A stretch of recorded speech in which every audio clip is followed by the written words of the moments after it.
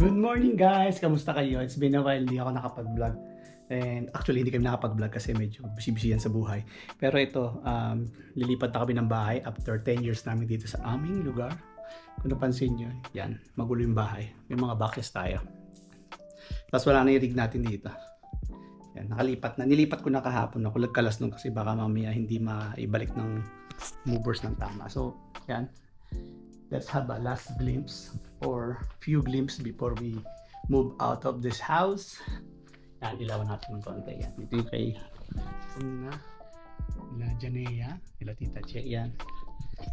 So, ito yung study location ni Janea, ang ating bisikleta, ang ating sala, and ito ang ating lumang hallway, lumang banyo, lumang kitchen. Ito yung old room na napakagulo. Yan. Kaya ko sana i-vlog kasi ang gulo pa eh. Pero hindi na ito maayos kasi nga maglilipat na kami sa isang banyo. Yan. Ito lang muna yung kuha ko ngayon. At least para meron akong kuha bago tayo umalis dito. So after 10 years, lipat kami sa mas maraming kwarto para meron tayong studio, mini studio ng pagko-computer siguro. Ganun. Tsaka ng paglalaro. Para hiwalay na siya sa salas kasi dati magkasama sila rito eh. Minsan nanonood sila ng TV nang gugulo ko maingay. Kaya yun. So yun lang muna. Kita-kits tayo mamaya. Mamaya ililipat. Mamaya i-deliver yung mga ibang appliances na wala kami. Kasi etong nasa kitchen. Yan. Actually ito kay Joey yan. Tsaka yung washing machine. So wala kaming washing machine tsaka rep. So alam nyo na kung ano i-deliver mamaya. Kuha na lang ako mamaya kung makaabutan ko yung delivery. Otherwise, kukunan ko na lang kapag naka-deliver na. Tsaka kunan ko yung mga nilipat ko mag-isa kagabi, grabe. Naghakot ako mag-isa kagabi nung part na doon. Sa mga nakakilala sa akin, kaya alam niyo kung ano nakalagay doon. Ako lang mag-isa naghakot kahapon, girl. Anyway, kita kasi later. Nga pala, kung nagtataka, bakit mag-isa ako? Kasi nag-isa kami yung coaching ngayon ni Mrs. Kanya-kanya kami kasi gamit ko yung kotse ni Pops Alden. Yan. So, nasa Philippines kasi siya kaya iniwan niya muna sa akin ng sasakyan niya. Ganito kasi dito sa Middle East para hindi masira yung kotse mo kapag magbabakasyon ka. It's either ibibili mo sa tropa mo, kaibigan mo, kamag-anak mo, kung sino man pwede mong pag-iwanan para gamitin nila. Baga nakasanayan ako sa Pilipinas eh hirap magpairam ng kotse dito kaya dito hindi naman kailangan. Dito mas majority pinapahiram yung sasakyan para hindi masira kasi yung iba pagbalik dito galing bakasyon nasisiraan sila ng kotse. So it's better na pahawak na nila sa pwede nila pagkatiwalaan. Thank you sa tiwala, Daddy A. Yun, asa na yun? Welcome to the vlog. Yan, ganda ng kotse ni Daddy A. Modern. Mas bago tong kotse niya sa kotse namin. Hindi naman mas bago. Mas bago. Ganun na rin yung terms. Anyway guys, papasok muna ako. Magdadrive muna ako. And ayun. Kita-kits na lang tayo sa mga susunod na gagawin. Either mamaya, malamang, hindi either. Malamang mamaya magkukuha tayo dun sa habang dinideliver yung mga gamit. At the same time, kung ano man yung mga pwede natin makunan. Shoutout muna tayo kay Daddy Alden Buena and Buena family dyan habang traffic. Kumusta kayo dyan sa Pilipinas? Sana nasa mabuti kayong bakasyon. At enjoy lang, Paps. Ako nang bahala sa baby mo rito. Hindi baby na jowa. Itong kotse niya. Kita-kits pagbalik. At sa mga followers ko naman dyan sa Sayaw, mapa Facebook, mapa TikTok, konting chill-chill lang kasi medyo busy tayo ngayon kaya hindi tayo masyado nakakapag-upload. Pero don't worry, we will still upload new contents after some time. Hindi maipangako kung kailan, basta gagawa tayo soon paglipat natin ng bahay kasi meron na tayong place. Madalas kasi hindi na ako nakakagawa ng sayaw sa trabaho, gawa ng dire-diretso ang mga gawa lately gawa dire-diretso ang ginagawa lately. Yan na lang yung tamang terminology. Ayun. Dito na ako sa work. Napansin ko lang may cruise control na rin pala tong kotse ni Daddy. Tinesting ko kanina sa highway. Aliw siya. Parang kay Joey din. Yung kay Joey din kasi may cruise control. Iniiwan niya rin kasi sa akin yan kapag nagbabakasyon siya. Yung kasama ko sa bahay. Hindi ko na nakunan kanina yung isang kwarto. Lipat na rin siya sa ibang bahay naman. Yan. Dito tayo dadaan. Yan, DFC na tayo. Okay guys, uwian na. Kaso nga lang, dito muna tayo sa West Bay. Dawan tayo. Yan ang kotse ni Mrs. Andon. Kotse pala namin.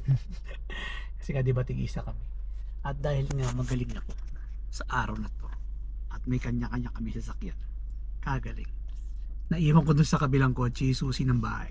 Ay hindi ako makapasok sa bahay. Ito, dumaan muna ako dito kasi mamaya pa siya uwi. Mauna ako sa kanya umuwi, kaya danaanan ko yung susi. At ito siya, yun.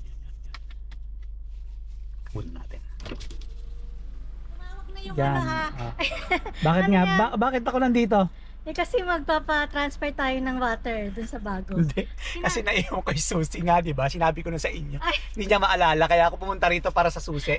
Sorry naman kasi nagmamadali ako. Nina, bye-bye.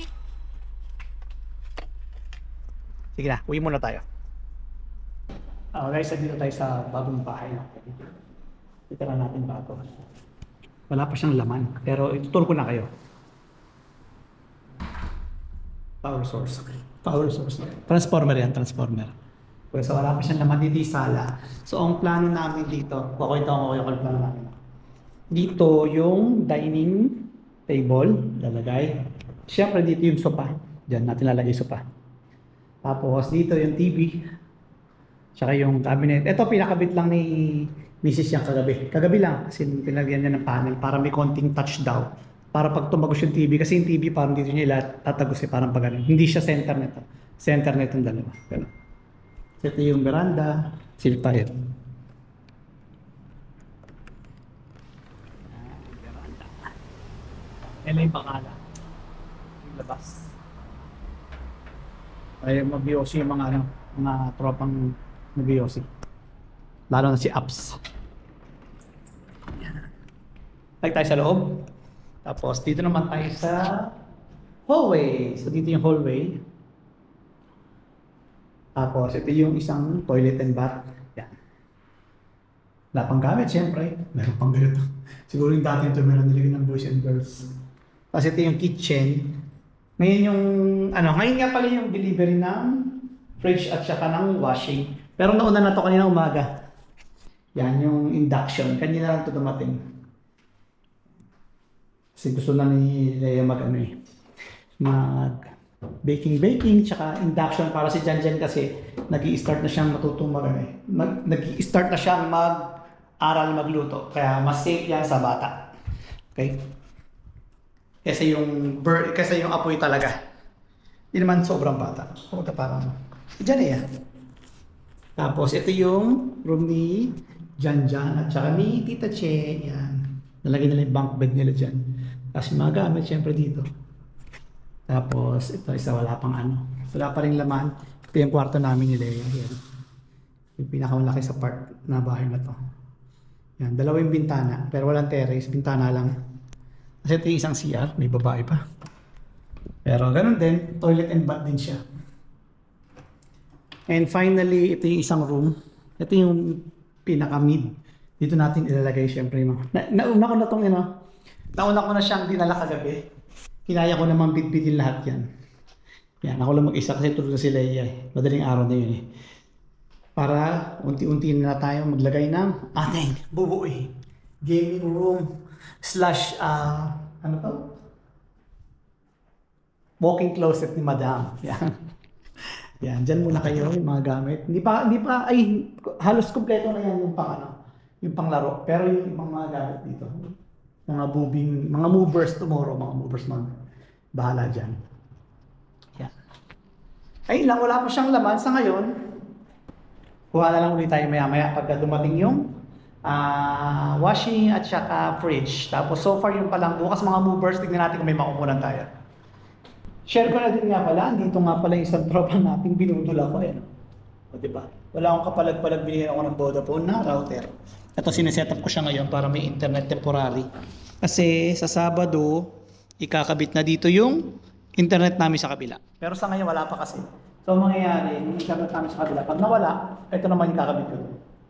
Kaya dito, ililipat lang yung internet linya, same pa rin ang account number, same pa din ang landline number. Kahit lumipat pa yung bahay. Sabado na yun. Ano ba ngayon? Wednesday. It's Wednesday today. Tomorrow is the moving. Friday, chillax-chillax. Tapos Saturday yung internet. Bongga, chill-chill yan, girl. Chill-chill ka dyan. Ito talaga yung pangarap niyang ano eh. Ba nga? Ever since magkaroon ng baranda eh. Yeah. So dito mo kayo ng paghapon, no? Bir-bir lang. Ay, nagdi-deliver o yun. Isang tao lang. Binitbit yung rep. Nandiyan na yung delivery ng rep eh. Baka nandiyan na rin yun. Isa lang naman yung Samsung. Washing machine, binubuhat mag-isang. Lalakas ng mga tao dito. Isang tao, isang rep. Isang tao, isang washing machine.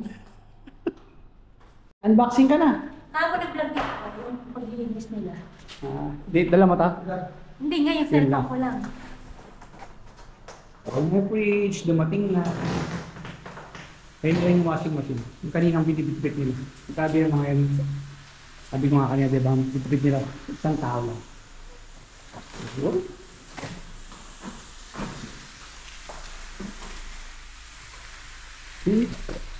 Washing machine. Like silver. Pero na ito yan. May cover protector.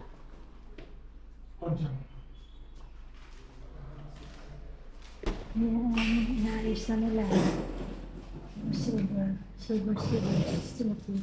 Kompleto na yung kitchen. Kaya sumikip na. Meron ng kalan, meron ng washing, meron ng fridge. Ano kayang ano, no? Nakita mo na tapos? Nalaman, baka yung urong-urong pa namin, titinami ko na maganda dito. Kaya magpapasikat daw siya kung paano gamitin. Paano? Ayan, doon. Saan yan? Saan yan? Dito. Ba't nawala yung narration mo? Sayang naman yung vlog. Kaya nga sinindi ko yung camera eh. Bakit nawala? Teka. Baka di nakasaksak. Wala naka-off yata. Ay, naka-off pala. Ano ba yan? Kode. Sorry naman. Ganyan lang daw. Yeah. Tapos makikita dito indicator. Pag daw kulay pula pa yung ganito, Yan o, ibig sabihin umiilaw na. mainit. Galing o. Galing o. Pag may ilaw pa daw to, mainit pa daw yun. Wala nang ilaw eh. Kaya nga, mamaya eventually mag-init yan. Bongga, induction. Pag inano mo, Yan, pag ganyan, mainit yan. Sabi ko kanina safe to para kay Janjan eh. Oo. Kasi nag-aaral na siya magluto eh. Kasi pag minsan pag wala siyang wala siyang pagkain na naka-ready, talaga siya, nag-effort siya na Parang pa naman sa camera, pag hindi mo na kayo kung nag-narrate ka na nakatalikod eh. Siyempre naglilinis eh. Pag Yung tsura ng rep, pating niya, hindi ko pa ito nakita. Wow, all around Walang cooling. walang yung saluhan ng Ng yelo? yelo. Walang ice maker? Oo. Ay, hindi, ice bank. Ice bank ko ng ice bank. Oo nga no, hindi natin nakapansin na ano yun ah. Na-consider. Okay na. Hindi naman masyadong Lapit lang ng bakala, dyan lang eh. Kaya nga. Yan, nag-start na silang mag-kolekta ng mga. Yan naman halos. Natin mamayang hapon. Baka pag uwi ko mamaya, nandun na sila sa bagong bahay. Yan ang bagong bahay, bagong titirhan. Konting update guys. Ito na yung aming day 2 na ipasok na lahat. Hindi lahat, halos. Yan, sumisikip na ulit. So, nagkakaroon ng gamit. Ito yung sala. Tapos dito, mga box-box ko. Mga gamit, nila tita ko, andyan lang. Gamit sa kwarto, nandyan na rin. Pero ayusin pa yan. Tapos dito, mga cabinet. Ay, kagulo pa. Malalaman. Hi guys, welcome back. Update ko lang kayo after 3 days, ng Thursday yung moving, tapos Friday, mga alik-alik na lang ako na yung nag-ayos. Tapos ngayon is Saturday na, kaya ito na yung update sa bahay. Share ko lang sa inyo. Hindi pa siya totally ayos, pero medyo, kumbaga parang yung mga majority nung, mga majority ng kailangan is ready na.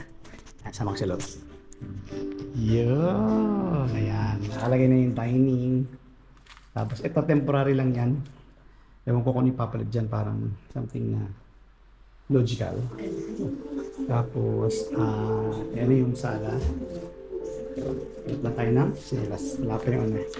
Ito may mga konting ano pa, mga binubuksan na box. Mga pahabol lang yan. Mga nadampot ko pa doon sa kabilang bahay. Ay, bumalik. Tapos, yan. Ito dating ano to eh. Teka, ingili Uncle Ray. Ay. Teka lang, ingili Uncle Ray ka ako. Tingnan natin. Yan. Tapos, yun na, balik tayo dito. Ito na yung salamin namin dati sa kwarto yan, yung nakatayo. Ano na siya ngayon? Napakinabangan pa sila. Tapos, yan si Esme. Bagong ligo, sariwa. Yan, ito yung dating sa sala rin namin yan doon. Ano yan, tawag dito? Pinagduktong na lang. May sopa na rin. Ito hindi pa nadidikit yung ano. Tapos ito yung terrace. May laman na bang terrace? Upuan malamang. Wala na pala upuan. Upuan lang din. Dalawa. Madilim. Sige. Kasi ito yung parang sampayan sa hotel. Kinabit namin. Yung na ano. Na pwede mong i-retract para pagka may konting ano. Kumpleanyo, yosi-yosi, walang sampay, tanggal yan. Tapos, yan, hindi pa masyadong complete yung mga connection niya, pero ito, pati ito, yung mga kakabitan niya. Pa yung mga ibang mga anik-anik na ihahabol. Yung CR, may mga gamit na rin. Ayan, sila Mingming, yung taihan ni Mingming. Tapos, ang kitchen, syempre, may laman na rin. Nakaraan yung mga ano pa lang eh. Wala pa pala itong naman. Mga lutuan. Ang mga anik-anik ng kitchen. Yan, nandito na rin siya. Kompleto na. O diba? Kalat ng ano, hugasin. Tapos, ano pa ba? Dito tayo sa...